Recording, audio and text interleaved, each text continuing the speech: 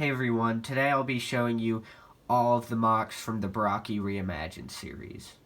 They're all pretty big MOCs, and unfortunately my reviewing area isn't that big, so it's kind of a cramped shot right now. So I'll remove them individually and just show them briefly to the camera, and then at the very end I'll try to fit them all in side by side in a size comparison. I'll start off with the very first MOC that I made in this series, Kalma, or however you pronounce his name. As you can see, I did not include his whips, which was not a very good idea. And I didn't give him his bow, but none of the MOCs here were given their bow just because I didn't really want to make a bow design. This MOC doesn't really look like the source material, but I still think he looks pretty cool. I really like the chest area. It's really closed up. Unfortunately, I don't think I got his proportions quite right. I think his legs should have been a little longer. But he's still an alright MOC. Next up is Takadox. He looks a lot more like the source material. I actually kind of like him. I think he looks a lot better than the previous one. I kept the abdomen too, which that's a lot closer to the original build than I actually wanted to go. I did not want to include the abdomen right there just because it was kind of restricts the movement, especially since I added a wire right there. I think this MOC looks a lot better. I actually do really like how he turned out. Unfortunately, there is kind of a problem with the arms. I used the original body that Takadox came with, and that created some problems because his shoulders don't stick out that far. And I made him with huge upper arms, and so some of those pieces collide with certain back elements, so his arms are restricted in their movement quite a bit.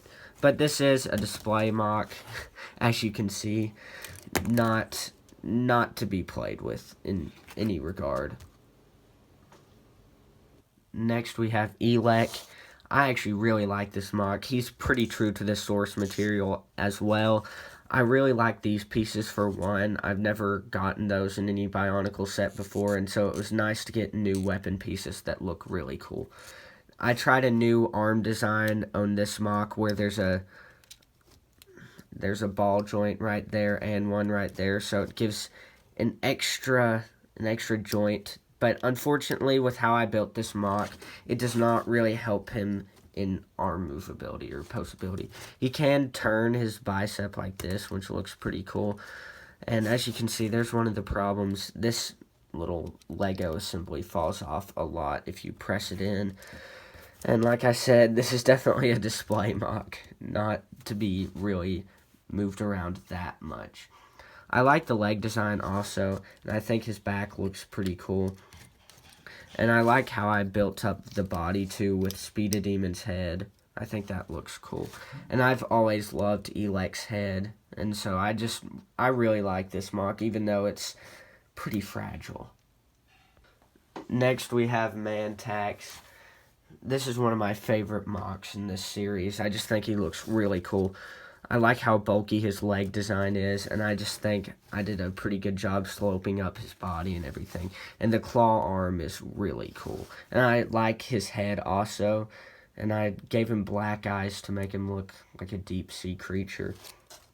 I think he's closed up really well around the edges. This is just one of my favorite MOCs. I think he looks really cool. Next we have Carapar. This MOC turned out a lot better than I thought it was going to. I got 4 Carapars from my sponsor, Mathan Games, and so that really enabled me to build this MOC. I used all 4 of the Carapar heads that I own, 2 on his legs, 1 on his back, and then obviously 1 for the head.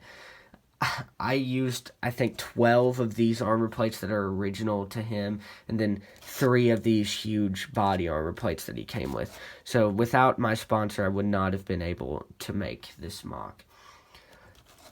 I really like how it turned out, and if you want to hear more about my sponsor, then stick around to the end of the video.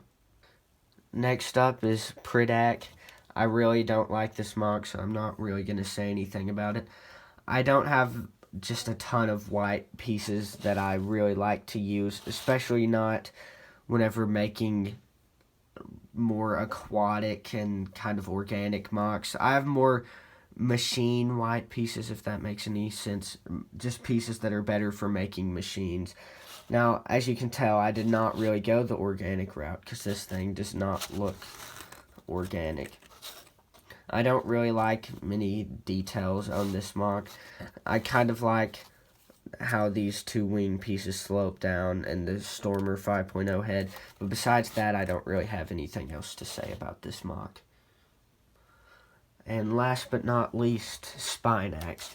So this MOC is probably not considered by most people a Barraki, but I just decided to make him because he is an aquatic creature from Bionicle, and he was, I believe, in the same wave as the Barraki, or maybe the previous one, and so I decided to add him. Now, this isn't like the original Spinex. If you remember what he looked like, he was more of a dog creature, but I decided to make him bipedal, and I think he turned out looking pretty cool. I really like the hand design, and I like that I gave him a white eye instead of both red eyes. And I gave him 3 of those rubbery spike pieces on his back just to kind of make him look like he has a shell. I really like this MOC, and he might be my favorite in this Barraki Reimagined series, which is kind of weird because he's not probably technically a Barraki. Now time for the size comparison. Mantax is the tallest, then Spinex is next. Or they're about the same height, actually.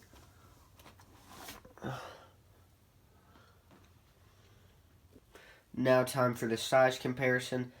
Mantax and Spinex are basically tied. They're basically the same height, but I think Mantax is just slightly taller.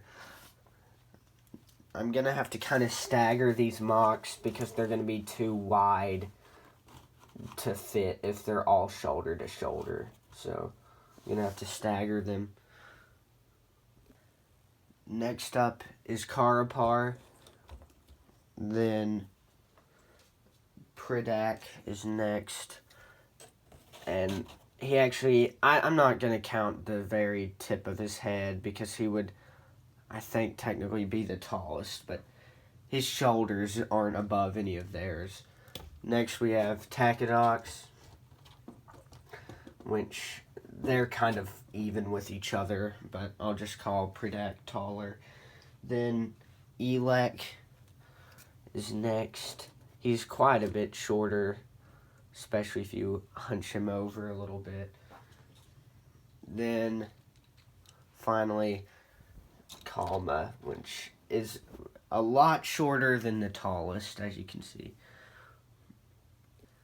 I thought the height difference would be a little greater between the tallest and the shortest MOC, but Mantax and Kalma, the height difference is only about 2 inches, maybe 2.5, which is kind of weird. I figured it would be greater.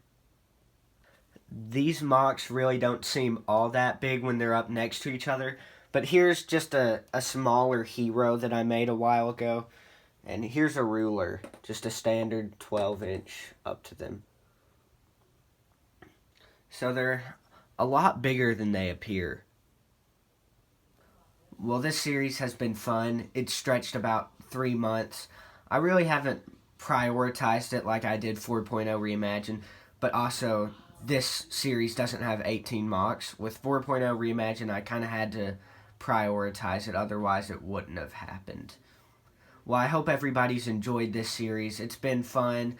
I have decided that as of right now, I'm not going to make Nocturne. Maybe a few months down the line, but right now he's just so expensive. He's like $130 last time I checked. And so, right now I will not be getting him. As always, thanks for watching, and please stick around to hear about the sponsor of this video. Mathan Games just recently developed and published a game called Sidescape, which is available now on Steam. Now, I'm not very good at explaining the premise, so I'll just let the trailer do the talking.